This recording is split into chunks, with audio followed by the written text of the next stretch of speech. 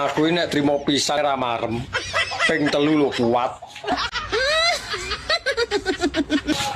Guyumu kok ketoke ngenyek ngono to. Mas, Nyapa? kowe iki kok gayamu ra eram. Gaya piye lho? Cara nyatane ya ngono.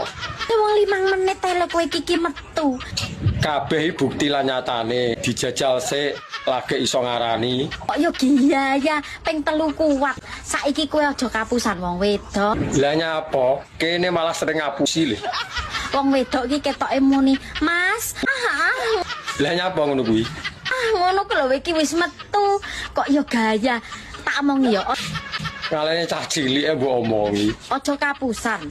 Saiki iki sing penting awakmu kuwi lho. Metu pisan cerot 5 menit kuwi lho wis marem. Nek aku ra imbuh ya ra marem. Kok yo nantang wong wedok ping 3 kuat apa ora? Dijajal apa piye maido ya. Halah. Kok yo eram kowe iki lek ra gedhekne jamu ngono iki yo ora kuat lek ping 3 ping 4. Prei to jamu, lah wong kene rasa. Iso ayo. Anja.